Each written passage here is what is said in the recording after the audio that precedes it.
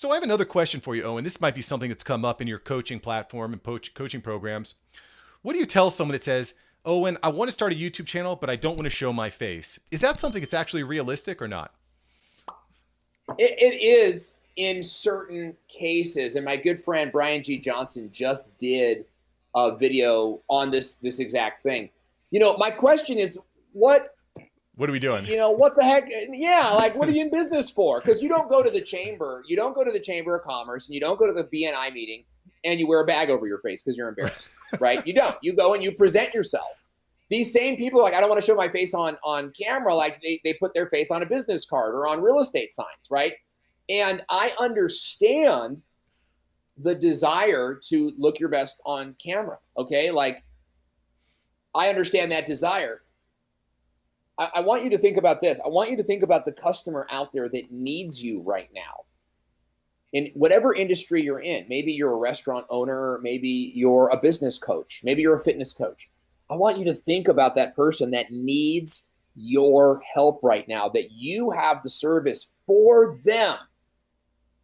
And they're inside, they're hurting inside because the weight problem. They haven't been able to lose the weight, or they don't know the first thing about buying a house, or they just can't get their business to grow and they're going to shut their doors. And you have a solution for them, but you won't share it because of a vanity issue. I need you to really think about that, because if you have a message that you believe can impact lives, you have a duty to get that message and distribute that message out. Can I show my face? I really think that you should show your face. And I think that the issue is really more of like looking your best and doing your best, right? Super powerful. You can make faceless videos. If you're like, look, if you're like selling pet toys, sure, put the camera on the toy and show the dogs.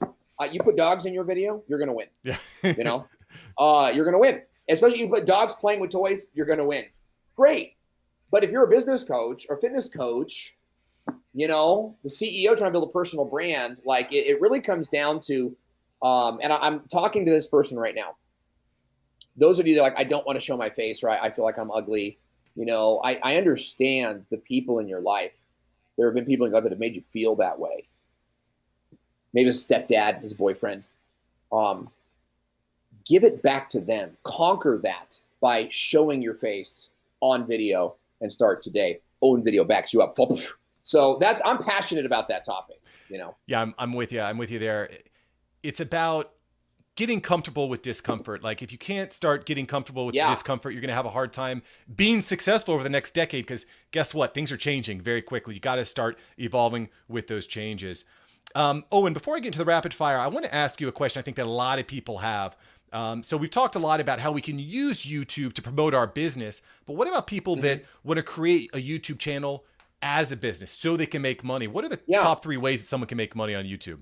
Yeah, we did a whole series on this, and this is sort of the hidden secret of YouTube in the business community, because there's so many businesses that want to launch their company and their personal brand on YouTube. That's a great thing to do.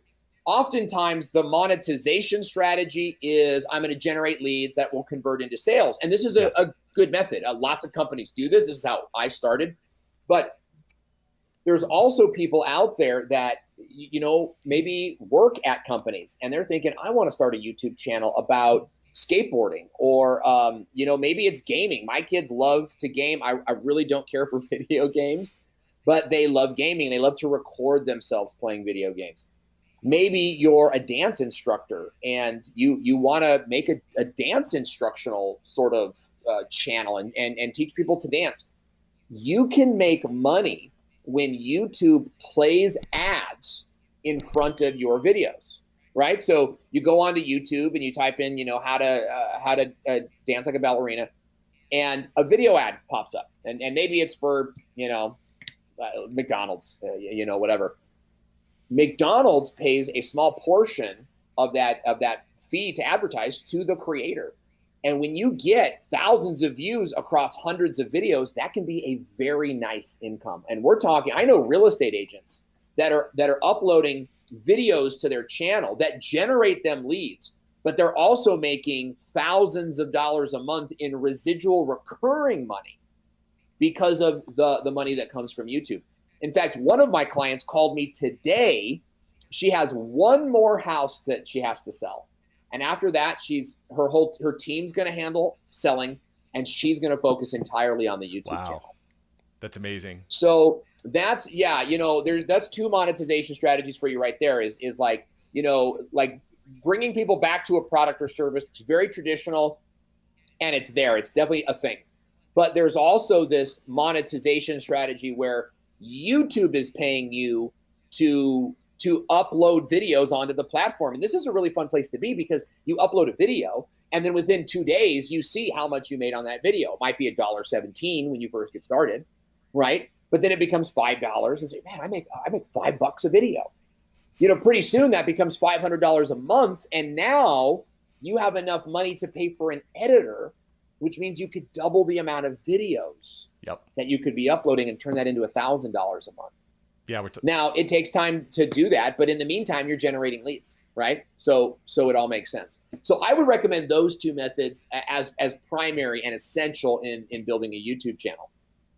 Yeah, love that. And what's great about that, in addition to the scalability, is the longevity of a YouTube video. I know a guy who he's a pretty big YouTuber now. He's got 100,000 followers or so. But anyway, it's good. He went back to an old video that was a couple years old.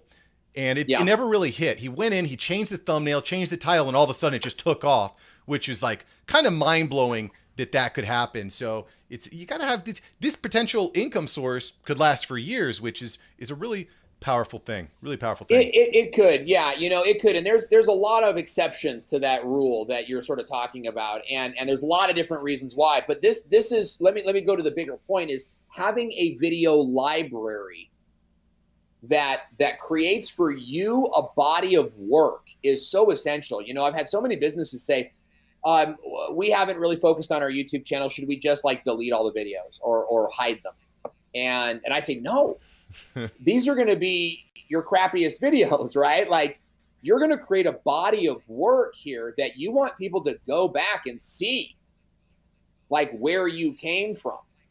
And there's meaning to this. Because imagine you're a brand and you're making crappy videos for 3 years. All of a sudden you figure it out and boom, you start exploding.